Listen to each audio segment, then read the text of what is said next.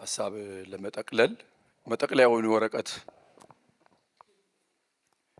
ይዤ ነው የመጣሁት። እንዲህ ዋናውን ነገር እናንተ ሰሞኑን ያው አብረን ስለነበርን ወስደናል። ዛሬ ጠቅልል ለማድረግ እሞክራለሁ። መጨረሻው ቀርቧል የሚል ነው የዚህ ሳምንት ርዕስ የተሰጠውና በዚህ ዘመን ማለቂያ ላይ ምንድነው ልንገነዘብ የሚያስፈልገን የሚል ጥያቄ ተነስቶ ደግሞ እንዴት ነው መመላለስስ ያለብን? የክርስትና ሕይወት ሃይማኖት አይደለም፣ ምልልስ ነው ወይም ኑሮ ነው። ስለዚህ ልንኖር የሚገባን ሕይወት ይህን መምሰል አለበት ተብሎ ምዕራፍ 4 ነው የተነሳው። ሙሉ በሙሉ በተወሰነ ደረጃ ለእነዚህ ጥያቄዎች መልስ ለመስጠት ነው። ምንድነው መገንዘብ ያለብን? ምንድነው ማወቅ ያለብን የሚለውን ነገር የመጀመሪያው ቀን ሲነሳ የተነሳ ሐሳብ አለ። እንደ ርዕስ ተደርገው የተሰጡ ነገሮች አሉ። እነዚህ ምንድናቸው? ወደ እኔ ሐሳብ ከመምጣቴ በፊት መጨረሻው ስለቀረበ ለኃጢአት ሞተናል፣ ስለዚህ እንደ እግዚአብሔር ፈቃድ እንመላለስ የሚል የመጀመሪያው ቀን አንስቷል። አሁን እኛ የምንቀበለው መከራ ከሆኑ ነገሮች ጋር የተያያዙ ሳይሆኑ ስለ ኃጢአት የምንሰጠው ምላሽ ነው ዋጋ የሚያስከፍለን። ኃጢአትን የምናደርግ ከሆነ መከራ አይደርስብንም፣ ሚነካንም የለም ሚያይንም የለም። ግን ኃጢአት ከዮኒም ጋር ለመነጋገር ሞክሬያለሁ። በተደጋጋሚ ነገር ስለሚነሳ አንዱ የቆየ የሚረሱ የመጽሐፍ ቅዱስ ቃላቶች አሉ። እነሱ ምንድናቸው? አንዱ ኃጢአት ዲፋይን መደረግ አለበት እያልኩት ነው። ኃጢአት የሚለው ነገር መተርጎም አለበት። ድሮ ትምህርት ይሰጣል፣ ያ መሰረታዊ ትምህርት ሲነሳ የተማራችሁት ነው። ግን በተደጋጋሚ ነገር ስለተነሳ ምንድነው ኃጢአት የሚለው በጣም ሰፊ ትምህርት ነው። ግን ኃጢአት እግዚአብሔርን መቃወም ነው። ባጭር ቃል ዓላማን ወይም ግብን መሳት ነው። ከተሰመረልን መስመር ውጪ መውጣት ነው። ስለዚህ ክርስቶስ መከራን የተቀበለው ስለ ኃጢአትና ስለ ኃጢአተኞች ነው እና ሲጀምርልን ምዕራፍ 4 ምን ብሎናል? ክርስቶስ በስጋ ስለኛ መከራን ስለተቀበለ ከእንግዲህ ወዲህ በስጋ ልትኖሩ በቀረላችሁ ዘመን ስለሚል ክርስትና ምንድን ነው? ኑሮ ነው። እናንተ የምትኖሩ ናችሁ። በዚህ በቀረላችሁ ዘመን ልትኖሩት የሚገባው ሕይወት እንደ እግዚአብሔር ፈቃድ የሆነ እግዚአብሔር የሚፈቅደው ሕይወት አለ፣ እግዚአብሔር የማይፈቅደው ሕይወት አለ። እግዚአብሔር የሚፈልገው ሕይወት አለ፣ እግዚአብሔር የማይፈልገው ሕይወት አለ። ስለዚህ እንደ ሰው ምኞት ሳይሆን እነዚህ በጣም መፈታት ያለባቸው ናቸው። ያው ስላለፉ እኔ መነካካት የለብኝም። ግን እንደ እግዚአብሔር ፍቃድ እንጂ እንደ ሰው ምኞት እንዳትኖሩ ይላል።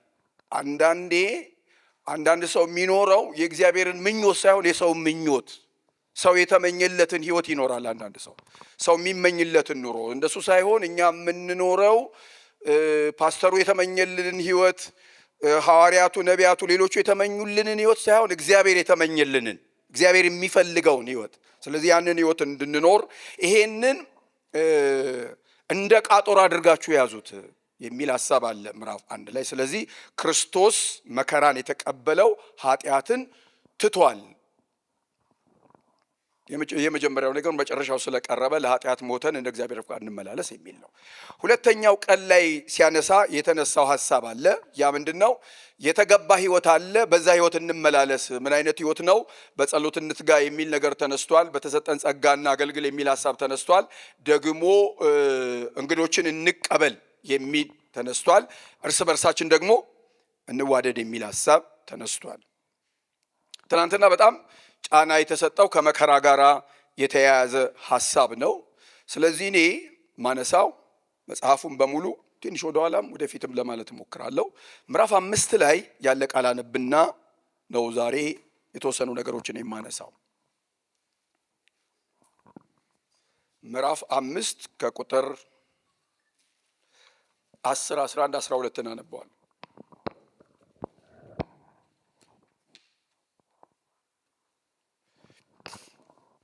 በስነ ፍጻሜን በተመለከተ ወይም በዳግም መገለጡን በተመለከተ ለዛ ክብር የተቃኘ ክርስቲያናዊ ሕይወት እንዲኖረን ነው። አሁን ምንድነው እኔ የገባኝና ለእናንተም ለራሴም የምለው ነገር ምን እንደማለት ነው? አሁን እዚህ ተቀምጠን ልክ ጊታር ወይ ደግሞ ክራር የሚይዙ ሰዎች አይታችሁ ከሆነ እንግዲህ የነርስቱንም መሳሪያ በተመለከተ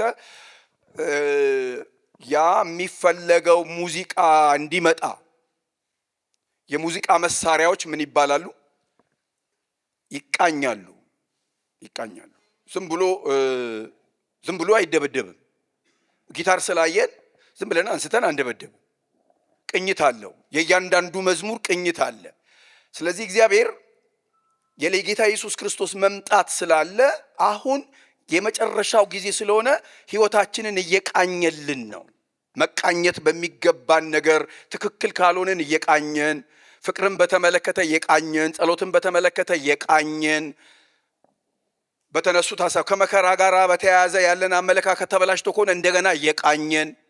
ሐሳብ ግልጽ ነው። ቅኝት ይቃኘናል። እግዚአብሔር እያስተካከለን እንዲህ ነው ማሰብ ያለብህ፣ እንዲህ ነው መመልከት ያለብህ የሚል ትምህርት ነው የተሰጠን። ስለዚህ ኑሯችንን የምንቃኘው ማታ ሁሉ በጣም አስቤ ያለሁኝ ያሰብኩት ነገር ምንድን ነው? ጌታ ኢየሱስ ክርስቶስ ሲናገር ምን ብሏል? የተጠሩት ብዙ ናቸው፣ የሚተርፉት ግን ጥቂቶች ናቸው። እና በጣም አንዳንዱ ነገር በጣም እያሳሰበኝ መጥቷል። እኔ እያሳሰበኝ የመጣው ነገር ምንድን ነው? መቼም የእግዚአብሔር ቃል ነው መፈጸም ያለበት። ዝም ብሎ መግበስበስ አይቻልም። ለብዙ ሰው ጥሪው ደርሷል። ጥቂት ሰው ነው የሚያመልጠው። እዚህ ቅኝት ውስጥ ገብቶ በእግዚአብሔር ቃል ተቃኝቻለሁ፣ ሕይወቴ እንዲህ ነው መሆን ያለበት ብሎ ያለ የጨከነ ጥርሱን የነከሰ ሰው በዚህ ሕይወት ማምለጥ የሚችሉ በጣም ብዙ ሰዎች አይደሉም። ስለዚህ ማነባውን ክፍል ትንሽ ለመለካካት ነው የምሞክረው። ምዕራፍ 5 ላይ ያለው ላንብብላችሁ። እንዲህ ይላል። በጌታችን በኢየሱስ ክርስቶስ ስም አነባዋለሁ። በክርስቶስ ኢየሱስ ወደ ዘላለም ክብሩ የጠራችሁ የጸጋ ሁሉ አምላክ ለጥቂት ጊዜ መከራን ከተቀበላችሁ በኋላ ራሱ፣ እስቲ ራሱ በሉ፣ ጮክ በሉ። ፓስተሩ ሳይሆን ማ፣ ሐዋርያቱ ሳይሆኑ ማ፣ ራሱ የጠራችሁ ራሱ ፍጹማን ያደርጋችኋል፣ ያጸናችሁማል፣ ያበረታችሁማል። ለእርሱ ክብርና ኃይል እስከ ዘላለም ድረስ። ከዛ ምን ትላላችሁ? አሜን በሉ እየተባለ ስለሆነ አሜን በሉ፣ ያው መጽሐፉ አሜን ስለሚል ማለት ነው። ከዛ ምን ይላል? ቁጥር 12 እነዚህን ሐሳቦች ነው መነካካቸው። እየመከርኳችሁና የምትቆሙባት ጸጋ እውነተኛ የእግዚአብሔር ጸጋ እንድትሆን እየመሰከርኩላችሁ የታመነ ወንድም እንደሆነ በቆጠርኩት በስልዋኖስ እጅ በአጭሩ ጽፌላችኋለሁ ይላል። በቃችን ያትን የማነሳት ሐሳብ የዚህ መጽሐፍ ዓላማ ምንድን ነው? አንባቢዎቹ የሚያነቡ ሰዎች፣ ደብዳቤ የደረሳቸው ሰዎች በሕይወታቸው ሁሉ በተለይም ደግሞ መከራን ሲቀበሉ በሁኔታዎች ውስጥ የሚያቆማቸውን የእግዚአብሔርን ጸጋ በመደገፍ በእግዚአብሔር ላይ ያላቸውን እምነት ለእነርሱም ደግሞ የሚያሳዩትን መታዘዝ እያደገ እንዲሄድ እንደው ያበረታታቸው። ምጽፍላችሁ እየመከርኳችሁ የምትቆሙበት ልክ አሁን ምዕራፍ 1 ምዕራፍ 2 ምዕራፍ 3 ምዕራፍ 4 ምዕራፍ 5 ደብዳቤ ነው። ይሄ ደብዳቤ ሲነበብ የሚያነበውን ሰውዬ እኔ የጻፍኩበት ምክንያት ይሄ ነው፣ ምክንያቱ ለመምከር ነው ይላል። እንደገና ደግሞ የምትቆሙበት ጸጋ አለ፣ የተሰጣችሁ ጸጋ አለ። እንዴት እችለዋለሁ፣ እንዴት አልፈዋለሁ፣ እንዴት እቆማለሁ፣ እንዴት እኖራለሁ ካላችሁ የሚያጸናችሁ ማን ነው? ራሱ ነው። የጌታ ስም ለዘላለም የተባረከ ማለት በራሳችሁ ችሎታ አይደለም፣ በራሳችሁ ጉልበት፣ በራሳችሁ አቅም አይደለም። የሚያጸናችሁ አምላክ አለ፣ የሚያቆማችሁ አምላክ አለ። ለሱ ለዘላለም የተባረከ ይሁን ይልና እኔ አሁን ምክር ነው መሰጣችሁ ይላል። ስለዚህ እኔ ስለ ምክርም ላነሳሰብኩኝና እሱን ትቼ የተወሰነ ሐሳብ ለማለት እሞክራለሁ። ምንድን ነው ክርስቲያናዊ ሕይወት? ምድራዊ ጊዜያዊና ጠፊ በሆነው ከአሁኑ ሕይወት ባሻገር በዘላለማዊ በጌታ ገን በሚገለጠው ክብርና ብድራት የተቃኘ ሕይወት ነው የክርስትና ሕይወት። የክርስትና ሕይወት ምድራዊ ጊዜያዊ ጠፊ በሆነው ካሁኑ ህይወት ባሻገር ትላንት እየተደጋገመ የተባለን ከዚህ ወይም በሌላ አባባል እንዲህ እንበል እዚህ ጋር ንግስና አለ አሁን እየጠራ አለ አሁን እያባበለ ያለ እዚህ ጋር ክብር አለ እዚህ ጋር ዝና አለ እዚህ ጋር ስም አለ አባባይ ነገር አለ እዚህ ጋር ሊያስቀር የሚፈልግ ነገር አለ ደስታ እዚህ ጋር ነው ያለው የሚል አለ ግን አይደለም ይሄ አይደለም ብሎ አሻግሮ ማየት እንደማ አንድ ሰው ተነስቶልናል ትላንትና እንደ ሙሴ ብድራቱን ትኩር ብሎ የሆነ ነገር እዚህ ጋር የቤተ መንግስት ጥሪ አለ የንግስና ጥሪ አለ ግብጽን የመግዛት የግብጽ መሪ የመሆን ጥሪ አለ ወንበር አለ እዚህ ጋር ዙፋን አለ ክብር አለ ፈርዖን የምሰጠው ለአንተ ነው ሲለው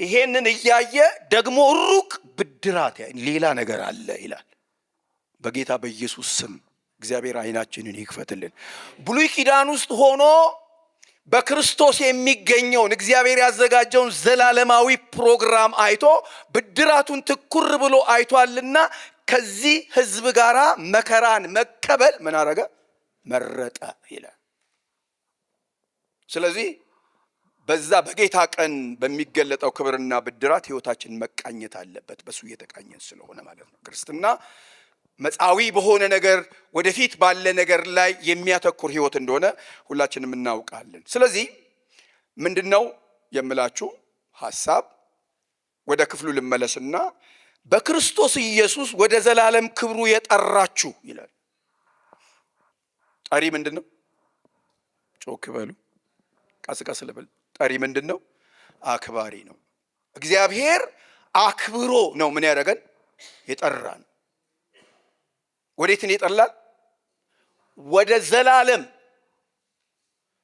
ሲጀምር ምን ብያችኋለሁ ጊዜያዊው ነገር አለዚህ አባባዩ ነገር አለዚህ አታላዩ ነገር አለዚህ ብልጭልጩ ነገር አለዚህ አጓጊው ነገር አለዚህ ደስ የሚለው ነገር አለዚህ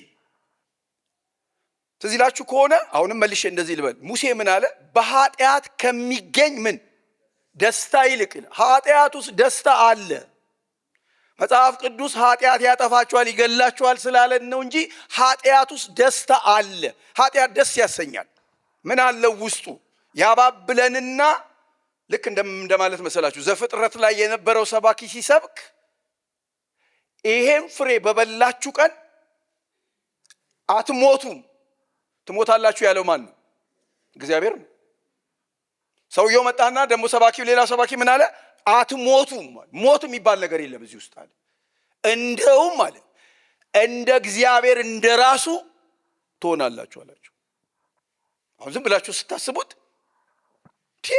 እንደ እግዚአብሔር ሆናለሁ አዎ እግዚአብሔርን እመስላለሁ አዎ የቱ እግዚአብሔር የዚህ አጽናፈ ዓለም ገዢ ፈጣሪ ባለቤት አላፋት መላእክት የሚሰግዱለት ሰይጣን እሱን ያጣውን ነገር ነው ሰው ውስጥ የከተተው እሱ ተመኝቶ ያላገኘውን ነገር በሰው ተጠቅሞ እግዚአብሔርን ሊያናድድ እግዚአብሔርን ሊያስቆጣ ነው የመጣው ስለዚህ በኃጢአት ከሚገኝ ደስታ ይልቅ ከእግዚአብሔር ህዝብ ጋር ምርጫው የራስ ነው ምርጫው የራሶት ነው ምርጫው የራሴ ነው የቱን ነው መምረጥ ያለብኝ ጠሪ እግዚአብሔር ሲጠራን ወደ ዘላለም ክብሩ ወደ ጊዜያዊ አይደለም ወደ አሁን አይደለም ወደ ዘላለም የጌታ ስም ለዘላለም የተባረከ ይሁን ወደ ማያልቅ ክብር ለምሳሌ ብዙዎቻችሁ እዚህ እግዚአብሔር ባርኳችሁ ደግሳችሁ አብልታችሁናል ግን እዛ ሰርጋችሁ ውስጥ አይደለም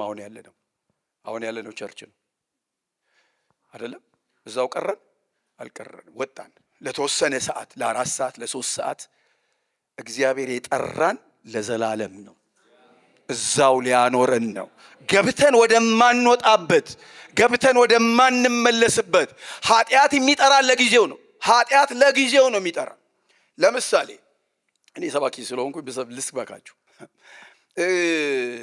ሰይጣን ሁሉ ጊዜ ምን ያደርገናል የሆነ ነገር እንድንሰራ ሲፈልግ ትንሽ አድርጎ ያሳየናል ምንም እንደማያመጣ ያሳየናል ይሄን ብታደርገው ችግር የለውም ይለናል መጀመሪያ ቼክ አርቀመሰውና ይው ይለናል ከፈለክ ንካው ከፈለክ የራስ አድርገው ይለናል።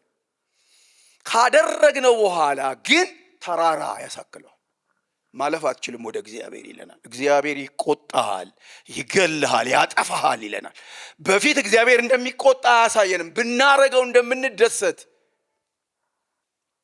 እኔ አሁን ብዙ ዝርዝር ውስጥ ባልገባ በጣም ቆሻሻ ነገር ነው ኃጢአት። እግዚአብሔር ግን ምን አለ? ልጥራቸው አለ። ወዴት? ወደ ዘላለም ክብሬ። ዓለም ወደማያየው ወደማያውቀው፣ ፈላስፋ ወዳላየው፣ ምሁር ወዳላየው፣ የታወቁ ገናና ሰዎች ወዳላዩት ወደ ዘላለም ክብሩ በክርስቶስ የጠራን ይላል። ለምንድን ነው የተጠራ ነው? እነሱ ምላሽ ልስጣችሁ። እግዚአብሔር ለምንድን ነው የጠራ? ምዕራፍ 1 ቁጥር 15 እዚሁ መጽሐፍ ላይ ወደ ኋላ ወደፊት እያልኩ እያነበብኩላችሁ ልሂድ። በቃ ተጠርታችኋል። አዎ። ለምን ጠራን? ለምሳሌ ያክል አሁን እኮ ቅድም እንዳልኳችሁ ስትጠሩ ካርዱን ነው የምታዩት አይደል? ለምንድን ነው የጠራኝ? እራት ጠርቶኛል፣ ምሳ ጠርቶኛል፣ ወይ ለሆነ ነገር ጠርቶኛል፣ ብቻ ድግስ ጠርቶኛል፣ የልጁ ልደት ላይ ጠርቶኛል፣ ግራጁዌሽን ላይ ጠርቶ ልክ እንደምንል እግዚአብሔር ለምንድን ነው የጠራን? ዝም ብሎ ድፍን አይደለም። መጽሐፍ ውስጥ ተገልጧል። እነዚህ ምዕራፍ 1 ቁጥር 13 እንደዚህ የሚል ቃል አለ። ቁጥር 15 ይቅርታ፣ ዳሩ ግን እኔ ቅዱስ ነኝና ቅዱሳን ሁኑ ተብሎ ስለተጻፈ የጠራችሁ ምንድን ነው? ቅዱስ ነው ይላል። ወዴት ነው የጠራን? ወደ ቅድስናው ነው የጠራን። ጠሪያችን ቅዱስ ነው፣ የጠራን ወደ ቅድስና ነው። ወይ ምን ማለት ነው? የተለየን እንደሆንን እንዲታወቅ። አሁን ይሄ ማህበረሰብ የእግዚአብሔር ማህበረሰብ ነው፣ ቅዱስ ሕዝብ፣ ለርስቱ የተለየ እንደተባለው ማለት ነው። ስለዚህ ሲጠራን የጠራን ለቅድስና ነው። ወደ ዘላለም ክብሩ ሲጠራን ለቅድስና። ሁለተኛ እዚሁ መጽሐፍ ውስጥ ምዕራፍ 2 ቁጥር 9 ላይ እንዲህ ይላል፣ እናንተ ግን ከጨለማ ወደሚደነቁ ብርሃን የጠራችሁ ይላል። ወዴት የጠራን? ወደሚደነቅ ብርሃን። ሃሌሉያ! አስገራሚ ወደሆነ፣ አስደናቂ ወደሆነ፣ በምንም ልንተካ ወደማንችል አስገራሚ ብርሃን ውስጥ ነው እግዚአብሔር የጠራን ይላል። ሶስተኛ ምዕራፍ 2 ቁጥር 21 ላይ እንደዚህ የሚል ቃል አለ፣ የተጠራችሁለት ለዚህ ነውና ይላል። የጠራን ማን ነው? እግዚአብሔር። እግዚአብሔር ምንድነው? ቅዱስ ነው። እግዚአብሔር ምንድነው? ብርሃን ነው። ቀጥሎ ለምን እንደጠራ ምክንያት ይሰጠናል። የተጠራችሁት ለዚህ ነው፣ ክርስቶስ ደግሞ ፍለጋው እንድትከተሉ ምሳሌ ትቶላችሁ ስለ እናንተ መከራን ተቀብሏልና። ይሄ በተደጋጋሚ ስለተነገረን አላወራም። ምንድን ነው የሚለው? የጠራችሁ ለዚህ ነውና። ለምንድን ነው? ያው እዛ እኔ ጥቅስን ያነበብኩት ይኸው፣ ክርስቶስ ደግሞ ፍለጋውን እንድትከተሉ ይላል። ይኸውላችሁ ዱካ አለ። ያንን ዱካ እየተከተልን እንድንሄድ ትላንትና ጆኒ ያለው ነገር አለ።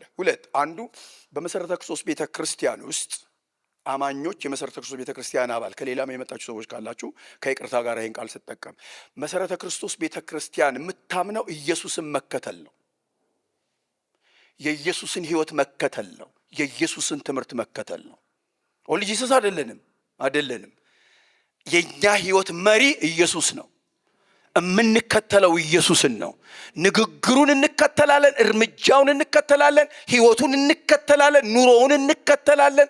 ፍለጋውን እንድትከተሉ ተብሎ የሆነ ሰው ተከታይ አይደለንም። እኛ አይደለንም። ልጠራላችሁ እችላለሁ ስም። ከዚህ በፊትም በቀደምም ለወጣቶች ሳስተምረን የቆላስይስን መጽሐፍ ነግሬያቸዋለሁ። አንዳንድ ሰው እቤቱ ግድግዳ ፎቶ ላይ ጌቱ ግድግዳ ላይ የለጠፈው ፎቶ የፓስተሩን የሚከተለው እሱን ነው። ኢየሱስም ሲነሳ የሚናደዱ ሰዎች አሉ፣ የሚቆጡ ሰዎች አሉ። መውደዳችን በልክ ይሁን። እኛ ሰው ተከታዮች አይደለንም። ፍለጋውን እንድንከተል ምሳሌ ትቶልን የሄደ ጌታ አለ። ፊታችንም ኋላችንም ኢየሱስ ነው። ወደዚህም ስንዞር የምናየው ኢየሱስ ነው። ፊት የምናየው ኢየሱስን ነው። እኛ የኢየሱስ ተከታዮች ነን። የተጠራችሁት ለዚህ ነውና ፍለጋውን እንድትከተሉ። ቀጥሎ የሚናገረው ነገር አለ። ለምሳሌ በጣም ተደጋግሞ ስለተባልን ብዬ ምን ይላል እዚህ ጋር? ስለ እናንተ መከራን ተቀብሏል ይልና ከኃጢአተኞች በደረሰበት ተቃውሞ ይልና ሲሰድቡት መልሶ ኢየሱስ ስድብ አላስተማረንም፣ ስድብ አያስተምረንም። ተሳዳቢ ጌታ የለንም፣ ተሳዳቢዎችም አይደለንም። አሁን ስድብ ሰው በዩቲዩብ በቲክቶክ ተሳዳቢ፣ ጴንጤው በሙሉ ተሳዳቢ ነው። እኛ ይሄው እኔ እነግራችኋለሁ፣ በምንም መንገድ የስድብ ስልጠናኛ የለንም። በፍጹም በስድብ ያሰለጠነው ሰው አለ? የለም። እንዲህ ሲሉ እንዲህ በል፣ እንዲህ ሲናገሩ ልክ ልኩን ንገረው፣ አስታጥቅሃለሁ ይላሉ አንዳንድ ሰዎች። እንዲህ የሚባል ታሪክ ወንጌል ውስጥ የለም። የእኛ ኢየሱስ ተሳዳቢ ኢየሱስ አይደለም በፍጹም። ሲሰድቡት መልሶ አልተሰደበም። እንደውም ምን ይላል? አልዛተም ይላል። አገኝሃለሁ፣ አራግፍልሃለሁ።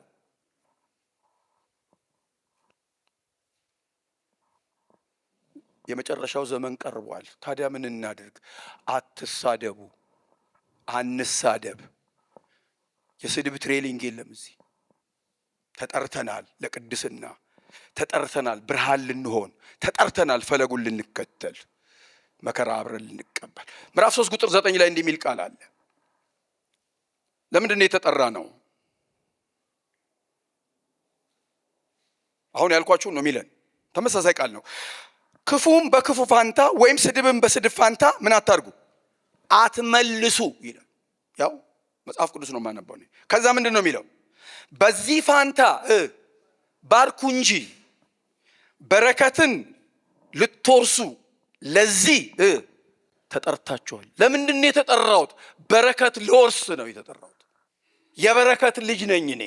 ባራኬ ጌታ ነው የጠራኝ። ለዚህ ነው በክርስቶስ በሰማያዊ ስፍራ በመንፈሳዊ በረከት ሁሉ የባረከን የጌታችን የኢየሱስ ክርስቶስ አምላክና አባት ይባረክ ይላል ጳውሎስ። ስለዚህ እግዚአብሔር ሲጠራን ለበረከት ነው፣ ለእርግማን አይደለም፣ ልንሳደብም አይደለም። ሌላም ነገር ማንሳት ትችላላችሁ። ምዕራፍ 5 ቁጥር 10 ቅድም ያነበብኩላችሁ ለምንድን ነው የተጠራ ነው? ቁጥር 10 እንዲህ ይላል፣ በክርስቶስ ኢየሱስ ወደ ዘላለም ክብሩ የጠራችሁ ይላል። የተጠራ ነው ለክብር ነው። ሃሌሉያ።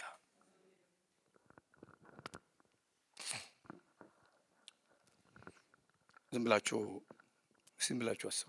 የጠራችሁ ማን ነው? እግዚአብሔር።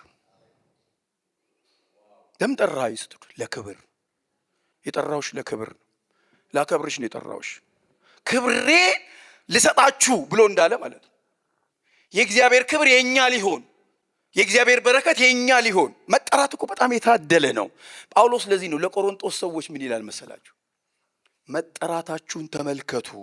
ብዙዎች ጠቢባን ነበሩ፣ ብዙዎች ኃያላን ነበሩ። እግዚአብሔር ስድብ ነው እንዳትሉ፣ በቀደም ወጣቶቹ እንደዚህ ብያቸዋል። ድንገት ትዝ ስላለኝ አልኳቸውና እግዚአብሔር እኮ የጠራው ምን አይነት ሰው ነው? ምን አይነት ሰው ነው? ልስደባችሁ? ምናምንቴ መጽሐፍ ነው እኮ የሚለው። ምናምንቴዎችን ነው እግዚአብሔር የጠራው። አንደኛ ቆሮንቶስ ምዕራፍ 1 ሄዳችሁ ማንበብ ትችላላችሁ። የዓለምን ምናምንቴ ነገር ትጠራላችሁ። የዓለምን ምናምንቴ። ሃሌሉያ። ምናምንቴ አበበ ምናምንቴውን ነው የጠራው እኮ። ምንም የማይጠቅመው፣ ምንም የማይረባው፣ ምንም የማያመጣውን፣ ምንም የማይሆነው። ለዚህ ነው የሚመካ በእግዚአብሔር ይመካ ተብሎ።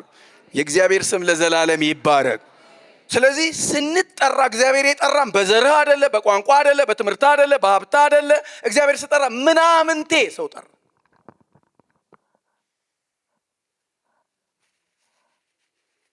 እኔ እንደሱ ነው የምጸልየው። አንዳንድ እግዚአብሔር ሆይ ምናምንቴ ሰው ነው ፊቴ ያለው፣ ምንም የማትለው ሰው ምናምንቴ። በምንድን ነው የጠራን? ቀጥሎ እንዲህ የሚል ቃል አለ። እሷ ላንብብላችሁ። የጠራችሁ ይልና የጸጋ ሁሉ ምን አምላክ ይላል። የጌታ ስም ለዘላለም የተባረከ ይሁን። ስለዚህ አሁን ሁለተኛ ማነሳላችሁ ነገር ምንድን ነው? ጸጋ ምንድን ነው? አሁን አንዱ ኢትዮጵያ ውስጥ አቢዩዝ እየተደረገ ያለ ቃል ይሄ ነው። ልክ እንደ እምነት አቢዩዝ የተደረገ ቃል ጸጋ ነው። እኔ ያው ወደ ብዙ ነገር አልሄድም። ጸጋ የሚለው ቃል ከምዕራፍ 2 ውጪ በየምዕራፍ ውስጥ አለ። 5 ምዕራፍ ነው ያለው። ምዕራፍ 2 ውስጥ ብቻ ነው የማታገኙት ይሄን ቃል። 4ቱም ምዕራፍ ውስጥ አለ። ጸጋ የሚል ቃል አለ። ፈጠን እያልኩኝ ለማንበብ እሞክራለሁ። ምዕራፍ 1 ላይ ቁጥር 10 ላይ እንደዚህ የሚል ቃል አለ። ስለ እናንተ ይላል። አሁን ስለሚሰጠው ጸጋ ይላል የተናገሩት ነቢያት ስለዚህ መዳን ተግተው እየፈለጉ መረመሩት። ምን ማለት ነው? አሁን እንደዚህ ብዬ ላስረዳችሁ። አሁን ትንቢት እንደዚህ ብዬ ብናገር እግዚአብሔር ይሄንን ሕዝብ አከብረዋለሁ፣ ለዚህ ሕዝብ ያዘጋጀሁት ነገር አለ ምናምን ብሎ ነግሮኝ እሱም ብናገር እኔ ውስጥ ምን ይፈጠራል መሰላችሁ? ምንድን ነው ሊሰጣቸው ያለው ነገር? ምን አይነት ነገር ነው የሚሰጣቸው? ምንድን ነው እሱ? የሁላችሁ ሚላን መሰላችሁ? ስለእናንተ ስለሚሰጠው ጸጋ ትንቢት የተናገሩት ምን ሊሰጣቸው ነው እያሉ በጣም ይፈልጉት ነበር። ፍሬስታሎቫ ሲናጋያ ቫ በናዝሬቱ በጌታ በኢየሱስ እግዚአብሔር መገለጥ ይስጣችሁ። በጣም ሰዎቹ ጓጉ። ምንድነው እግዚአብሔር ሊያረግ የፈለገው ነገር ምን መሰላችሁ? ትንቢት የተናገሩ ሰዎች እንደዚህ አሉ። አንድ የሆነ ነገር ሊመጣ እንደሆነ ጸጋ ነፃ ስጦታን በምንም በተቀባዩ ላይ ያልተደገፈ ተቀባዩ ምንም ያላዋጣበት ነገር እና ይሄንን ጸጋ ሲያዩ ጸጋና እውነትን ተሞልቶ በመካከላችን አደረ። ማንም ያላየውን ክብር በኢየሱስ እግዚአብሔር አሳየን። እግዚአብሔርን ያየው ማንም የለም። በቅፉ ያለ አንድ ልጁ ግን መጣና ተረከው፣ አወራው፣ ገለጠው። ይሄ ጸጋ ነው፣ ለእኔና ለእናንተ የተገለጠ ጸጋ። ስለዚህ መዳን ተክተው እየፈለጉ ይላል። መዳን በምንድን ነው? በጸጋ ነው። ዝም ብላችሁ አስቡ። ይህን እኮ ነው ያሰቡት። ሊያድናቸው ነው። እንዴት? በጸጋ። ሊጠራቸው ነው። እንዴት? በጸጋው። ሊመርጣቸው ነው። እንዴት? በጸጋው። የእግዚአብሔር ስም ለዘላለም የተባረከ ይሁን። ስለዚህ ነው የጠራችሁ የጸጋ ሁሉ አምላክ ይላል። ምዕራፍ 3 ቁጥር 7 እንዲህ ይላል። ለባለትዳሮች ብዙ ነገር ስላነሳ ነው። ምን ይላል? እንዲሁ እናንተ ባሎች ሆይ ደካማ ፍጥረት ስለሆኑ ከሚስቶቻችሁ ጋር በማስተዋል አብራችሁ ኑሩ፣ ጸሎታችሁን እንዳይከለከል አብረው ደግሞ የሕይወትን ጸጋ ምን እንዲሉ እንዲወርሱ ይላል። እሺ፣ እኔ አሁን የትዳር አስተማሪ አይደለሁም፣ ግን ብዙ ጊዜ ጧት ከአንድ ሰው ጋር እያወራው ነበር። እኔ በሕይወቴ አንዱ ማዝንበት ነገር ምንድን ነው? እኔ ስለ ትዳሬ ማናችሁም አታውቁም። ማናችሁም ግን አንዳንድ ጊዜ ቁጭ ብዬ ያሰብኩባቸው ብዙ ጊዜዎች አሉ። እግዚአብሔር እኔ ጥሩ ምሳሌ አይደለሁም የምላችሁ ከምንድን ነው? እኔ ለቤተሰቤ ጊዜ የሌለኝ ሰው ነኝ። እድሜን ሙሉ ዝም ብዬ ያዘንኩባቸው በጣም ብዙ ነገሮች አሉ። ምንድናቸው እነሱ? ከቸርች እኔ ላይፌ በሙሉ እዚህ ቤት ውስጥ የተጣበቀ ነው። ጊዜን፣ ሰዓቴን ሁሉ ያጠፋሁት እና አንዳንዴ ምን እላለሁ? እግዚአብሔር ሆይ ለዚች ሴት ጸጋ ባትሰጣት ኖሮ፣ ባትችለኝ ኖሮ፣ ልቧን ባታሰፋው ኖሮ፣ በእኔ መንቀዥቀዥ፣ በእኔ ጊዜ አለመስጠት፣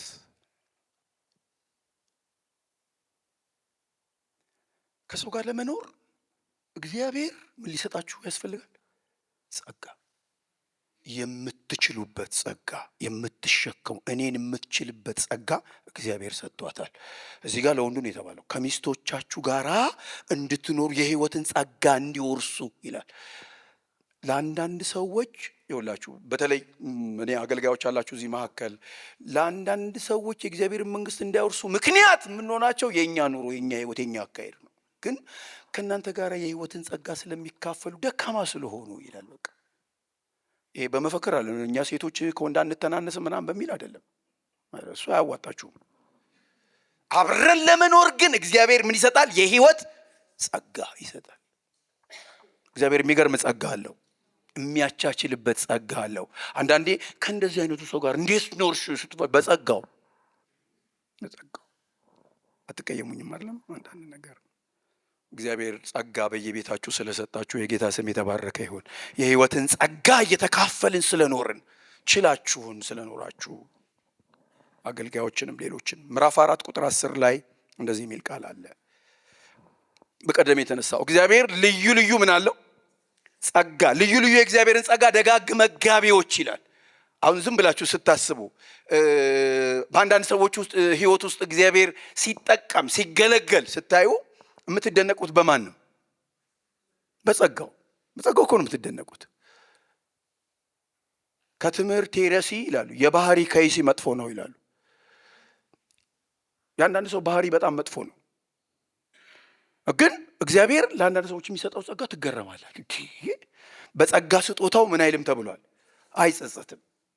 እናንተ ትጸጸታላችሁ። አሁን ለዚህ ጌታ ይህንን ይሰጣል። እግዚአብሔር አይጸጽተው፣ ምንም አይጸጽተው። ምን ነው እንዶ እጄ በተቆረጠ አይልም፣ አይጸጸትም እግዚአብሔር። እንደዚህ ነው ጴጥሮስ ልዩ ልዩ የእግዚአብሔርን ጸጋ ደጋግ መጋቢዎች እኔ በሆን አልሰጣችሁም፣ አንዳንዱ ነገር አልሰጣችሁም ክፉ ስለሆንኩ ማለት ነው።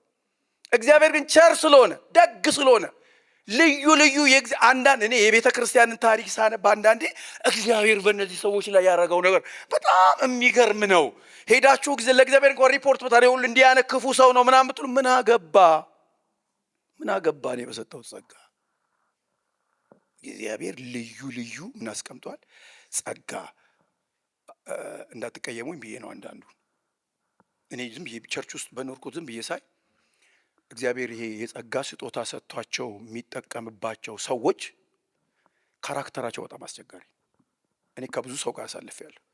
በጣም ካራክተራቸው አስቸጋሪ እና በጣም ይገርመኛል። ወይ እግዚአብሔር ከባድ ነው። ይቆጣሉ፣ ይሳደባሉ፣ ምን ያሉ ከዛ ሲጸልዩላችሁ ትፈወሳላችሁ። ምንድን ነው የሚያሳያችሁ መሰላችሁ? የእግዚአብሔር ጸጋ። ኢቨን እንደዚህ ብዬ ልበላችሁ፣ በቃ ጠጋ ልበላችሁ፣ በጣም ልጠጋችሁ ነው። ምን ይሆናል መሰላችሁ? ለምሳሌ ያክል ጸሎት፣ አሁን ጸሎት አይጸልዩ፣ ምንም አይጸልዩ። ምንድን ነው ላለው እኔ እናንተ ተንበርክካችሁ ብላችሁ እነሱ ይመጣሉ፣ በሰከንድ ውስጥ የሆነ ስራ ሰርተው ይሄዳሉ። እኔ ምንድን ነው የምትፈልገው ላለው፣ እግዚአብሔር ሆይ ምንድን ነው የምትፈልገው? ጸልዩ ብለኛ እየጸለይን ነው፣ ግን መጥተው የሆነ ነገር አድርገው ይሄዳሉ። በቃ በጸጋ ስጦታው እግዚአብሔር አይጸጸትም። ጸጋ ነው በቃ። ልዩ ልዩ የእግዚአብሔርን ጸጋ ደጋግ መጋቢዎች ይላል። እሺ ምዕራፍ 5 ቁጥር 5 ተመልከቱ። አንዱ እዛ ጋር ከትህትና ጋር አያይዞ የተናገረው ነው። ምን ይላል? ሁላችሁ እርስ በርሳችሁ እየተዋረዳችሁ ትህትና እንደ ልብስ ታጠቁ። እግዚአብሔር ትዕቢተኞችን ይቃወማል፣ ለትሑታን ግን ጸጋን ይሰጣል። አንዳንድ ሰዎች እነዚህ ሰዎች በእግዚአብሔር ፊት ምንድን ናቸው ማለት ነው? ትሁት ናቸው። እግዚአብሔር ሆይ በቃ ይህን ነገር በህይወቴ አድርግ፣ ከአንተ ነው የምትችለው በቃ የምታደርገው ይላሉ። እና አንዳንዴኛ ምንሆን ይመስለኛል በጸሎታችን እንመካ ይሆን እላለሁ። ጸሎት እኮ ያስታብያል ታውቃላችሁ።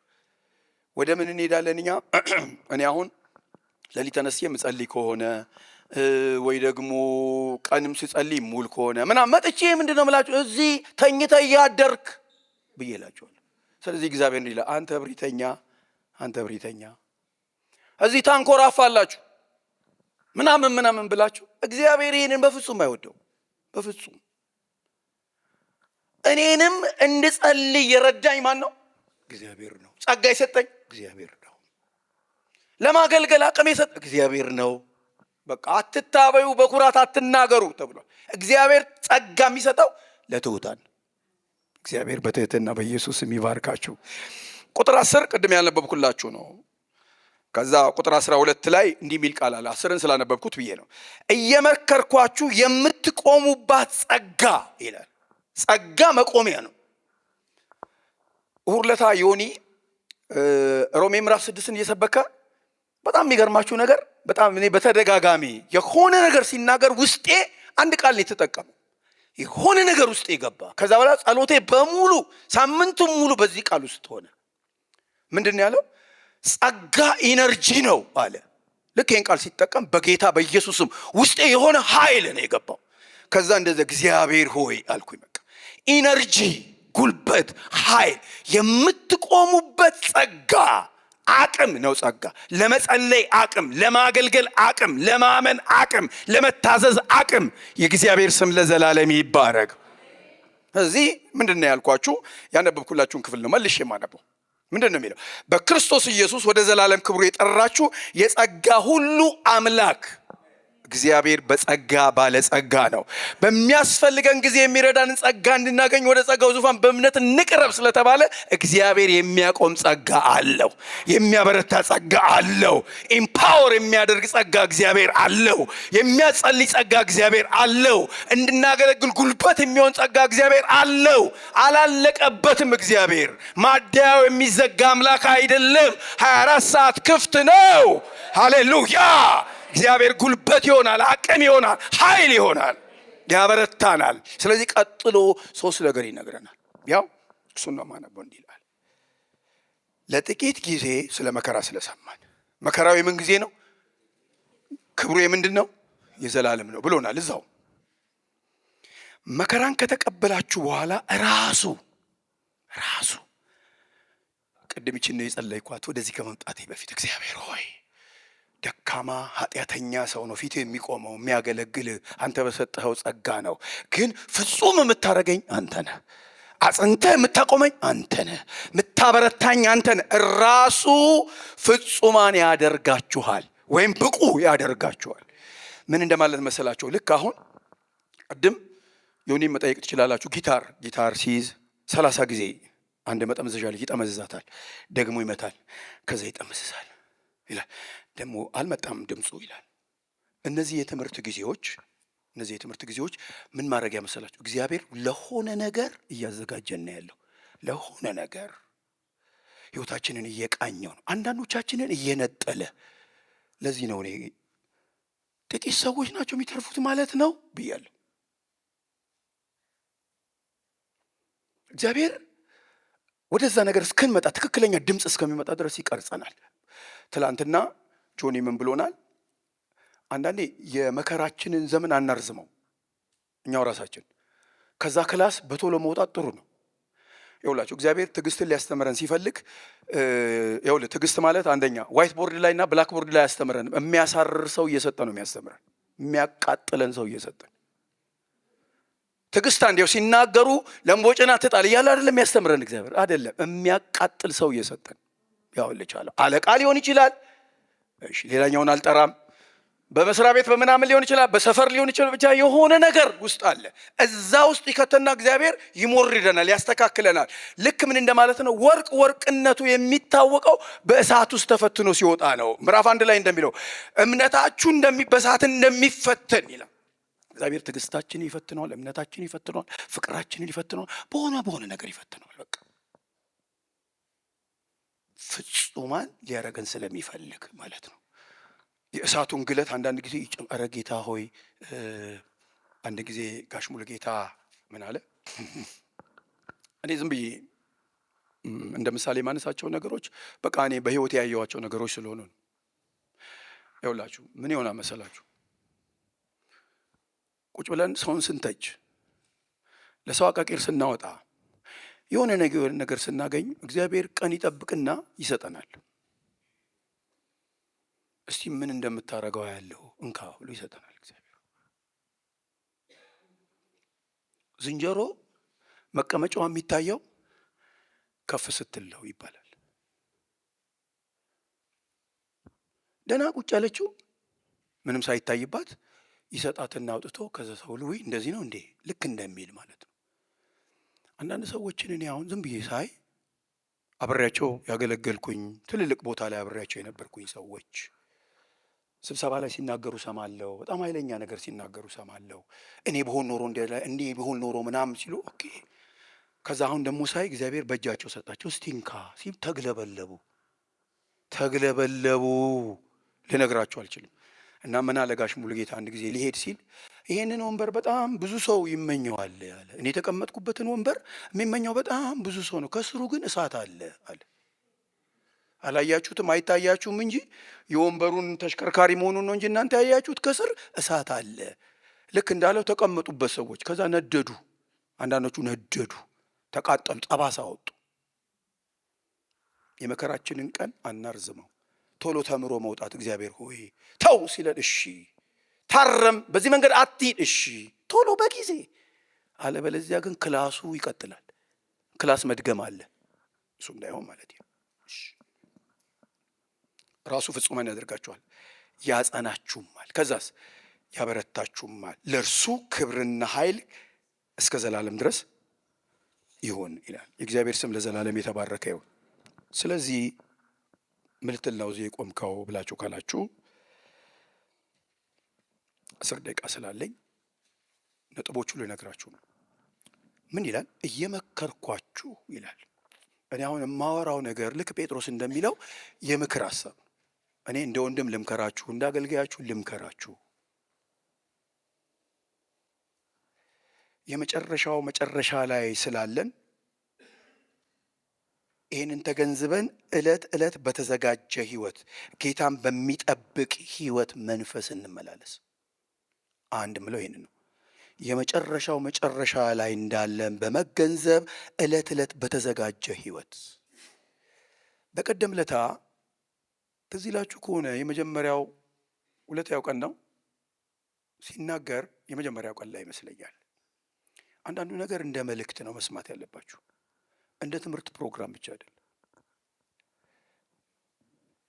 የመጨረሻው ዘመንን በተመለከተ ስለ ጌታ መምጣት ብቻ አታስቡ። በየመካከሉ የሚካሄዱ ምኖች አሉ፣ ፍርዶች አሉ፣ ጀጅመንቶች አሉ ብሏል። እና ሁሌ እኔ ያው ቸርች ውስጥ ስላለው ከአንዳንድ ሰዎች ጋር ተቀያየም ያለው የተቀያየምኩት በምንድን ነው? የሆነ ነገር ጠየቁኝ። እኔ ሰዎች ይሄን እናድርጋለሁ አትችሉም አልኳቸው ስላቸው ለምን አሉኝ። ምክንያቱም ነገርኳቸው። አንዳንዱ ነገር ዝም ብለን ከመሬት ተነስተን መንፈሳዊ ያናርገው።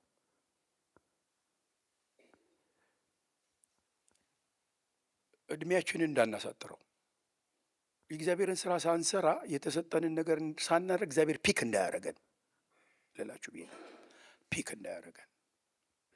እዛ ስንጠብቅ ባልተዘጋጀ ህይወት ሬዲ አይደለንም። ብዙዎቻችን ምን ሄደው ወደ ጌታ ነው፣ ምንም ላይሆን ይችላል፣ ግን ያለ ሰዓቱ ያለ ጊዜው ሬዲ አይደለም። ብዙ ሰዎች ሬዲ ሁሌ እንደምንኖር ነው የምናስበው፣ አይደለም። እየመከርኳችሁ እንዳለው እኔ እንደ ወንድም ልምከራችሁ፣ ራሴንም እየመከርኩ ነው። አንዳንዱ ነገር ድንገት ሊሆን ይችላል መካከላችን። ስለዚህ ሬዲ መሆን፣ ህይወትን ማዘጋጀት ጥሩ ነው። ከሰዎች ጋር ያለንን ነገር ጤነኛ ማድረግ፣ ቤታችን ውስጥ ያለውን ነገር ጤነኛ ማድረግ፣ እንደሚወሰድ ሰው እንደሚሄድ ሰው መኖር፣ ዝርክርክ አንበል። እግዚአብሔር ፋታ እድል የሚሰጠው ሰው በጣም እድለኛ ሰው ነው። ቤታችንን እናዘጋጅ የለም እናውቃለን እኮ የሆነ ሰው ከታመመብን የሆነ ነገር ካለ አትሊስት ጓዳውን ምናምን አዘጋጁ እንላለን። ልክ እንደሱ እየመከርኳችሁ የምትቆሙበትን ጸጋ ይላል። ምን ማለት ነው? አሁን እግዚአብሔር ሆይ ይሄ ሁኔታ ሊመጣ ነው፣ ግን የምችልበትን ጸጋ ስጠኝ፣ የምችልበትን አቅም ስጠኝ።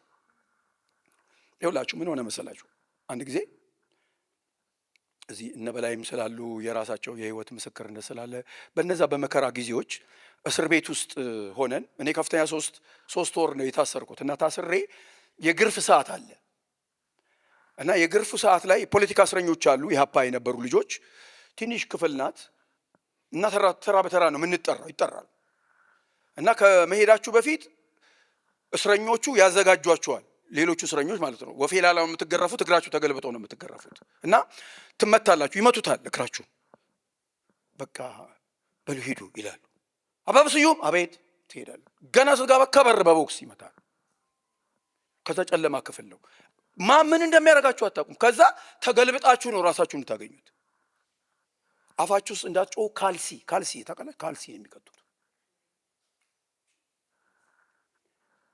ከዛ ተራይ ደርሶ ተገርፌ ነው የመጣው።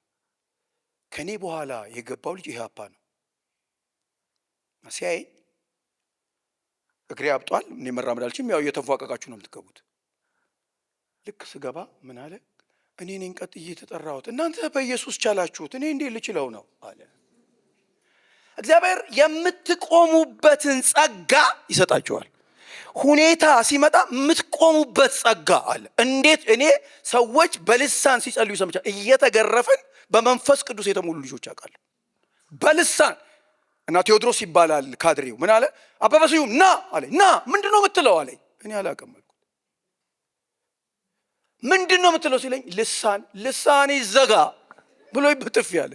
እንዴት ብዬ ላስረዳው ታዲያ? ምንድን ነው የምትለው አለ። ይቀጠቅጣታል ይዞ እሷ ትላለች። እግዚአብሔር ጸጋ ይሰጣል። የምትቆሙበት ጸጋ ይሰጣል። ይኸውላችሁ በምታልፉ በምንም አይነት ሁኔታ ይሁን እኔ አላቅም ነገ እኔም እንደሚገጥመኝ እናንተንም እንደሚገጥማችሁ፣ ግን ጌታ ጸጋ ይሰጣችኋል። የጸጋ አምላክ ጸጋ የሚያበዛ አምላክ ነው። ሃሌሉያ። መከራ ቢኖር ስደት ቢኖር ነገ እዚች ሀገር ላይ ምን እንደሚመጣ እኔ አላቅም። ይኸውላችሁ ጠቅላይ ሚኒስትር አብይ አህመድ ጴንጤ ናቸው ብላችሁ የጴንጤ መንግስት አለ ብላችሁ እንዳትኩራሩ። ነገ አንገትህን የሚቀነጥስ ነገር ነው የሚመጣው። ዋጋ ትከፍላለህ። ዋጋ ከፍላለህ። ትላንት እንዳልኩኝ ኢየሱስን ትናንት ዮኒ እንዳለ ይቅርታ፣ በጣም ኢየሱስን የሚጠላ መንፈስ ነው አገር ላይ ያለው። ኢየሱስን የማይወድ መንፈስ ነው ያለው። ኢየሱስን ከያዘን መከራ አይቀርም። በቃ ለዚህ ግን ጌታ ምን ይሰጣል? ጸጋ ይሰጣል። የሆነ ነጋሽ ሳሚን ጠይቁ። አሁን አንድ መጽሐፎች አሉ በእነሱ አካባቢ በነበሩ ሰዎች የተጻፈ ጉድጓድ ተቀፍሮ መጽሐፏን ጀምሬያታለሁ። በመከራ ውስጥ ያበበች የሚል ድሮ የተጻፈ፣ አሁን ደግሞ ሌሎች ተነስተው የጻፉት አለ። ጉድጓድ ቆፍረው በላያቸው ላይ ከብት ያስኬዱባቸው ኢየሱስ ስላሉ፣ ሌላ ምንም አልሰረቁ፣ አልዋሹ። እግዚአብሔር ግን የሚያጸና ጸጋ አለው። የሚያቆም ጸጋ እግዚአብሔር አለው። እግዚአብሔር ጸጋ ይሰጣል። ይሄን ነው መከራችሁ፣ እውነተኛ የእግዚአብሔርን ጸጋ። እዚህ ሁለተኛው የአሁኑን ህይወታችንን ከጌታ ጋር የተሳሰረ እንዲሆን በቅድስና ህይወት በመመላለስ እርስ በርሳችን መዋደድ፣ የፍጻሜን ክብር በመናፈቅ እንድንኖር አደራ ማለት ፈልጋለሁ።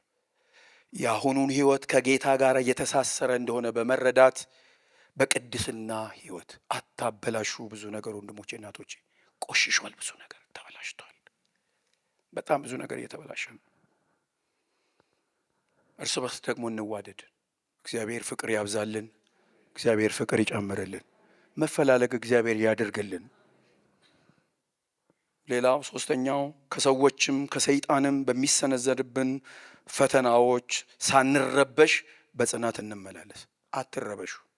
መከራ፣ ችግር፣ ስደት ቢመጣም የሚያጸና ጌታ ስላለ ማለት ነው። አራተኛ በማስተዋል ራስን በመግዛት በጸሎት እንትጋ። የሚያዘናጉ ነገሮችን ልብ እያልን እየተቃወምን እንመላለስ። መጽሐፉን ስታነቡ የምታገኟቸው ሀሳቦች ናቸው። ራሳችንን እንግዛ። ራስን መግዛት ማለት ምን ማለት ነው መሰላችሁ? አንዱ እዚህ አሁን እጃችን ላይ ከገቡት ነገሮች ራሳችንን እንግዛ። በጣም ብዙ ሰው በሞባይል በሚያዩ ነገር እንደማትቀየሙኝ ተስፋ አድርጌ አንዳንዶቻችሁን ኳስ የምትወዱ ሰዎች አላችሁ አውቃለሁ። ግን ካልሲ ያልተላከላችሁ፣ ፓንት ያልተላከላችሁ፣ ተጫዋቹ የት እንዳላችሁ ማያውቃችሁ፣ ሰፈራችሁን አያውቅ፣ አድራሻችሁን አያውቅ፣ ግን ቁጭ አድርጎ የሚያሳድራችሁ፣ ጠዋት ደግሞ የሚያስለፈልፋችሁ በጣም ብዙ ሰዎች አለ። ቁጭ ብዬ ነው ያደርኩት ይላል። ቁጭ ብዬ እሺ፣ እኔ ሩቅ አንሂድ፣ ስንጸልይ ያደርንበት ቀናል። ኳሳይ አሬ ተቃጥዬ ነው የመጣሁት ይላል። ለምን አራለሁ? እሱ ይረር እንጂ እዛ እኔን ምን ያሳረረኛል? ምን ያቃጥለኛል? ስሜት ነው አውቃለሁ። 11 7 እና 9 ቁጥር ሆኜ ኳስ ተጫውቻለሁ። ግን በጣም ራሳችንን በመግዛት ኖ ይሄንን አላረግም ዛሬ ኖ ኖ ኖ ማለት መቻል አለብን። እግዚአብሔር ጸጋ ይሰጣል። አንዳንዱ ነገር ምኑን መሰላችሁ? ሱስ እየሆነ ስለመጣ ሱስ ነው። እኔ በጥይት ሰው የመታ ሰው አውቃለሁ። ኳስ ላይ ማለት ሴቶቹም አሉ፣ ግን ግድ የላቸውም። አንዳንዴ መሄድ ደግሞ ምን አንተ ዝም ብለህ ሻይ ለራሱ እኮ ሻይ ጠጣ ምናምን ብላ ፊቱ ስትቆም ድንገት ጎል ገባ። ድንገት እሱ ሳይ አበደ። ከዛ ልክፍት ስለሆነ ማለት መርዝ ስለሆነ ቢኬርፉል ራሳችሁን ግዙ በጽናት።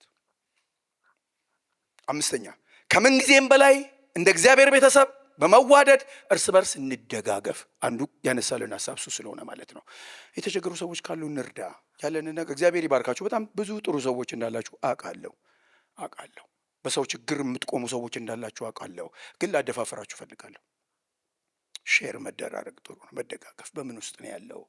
አሁን ጊዜው እየከፋ ነው ያለው። በጣም ብዙ ነገር ኑሮ እኔ ሰሞኑን እናገራለሁ ለአንዳንድ ሰው፣ እንዴት ነው ሰው የሚኖረው?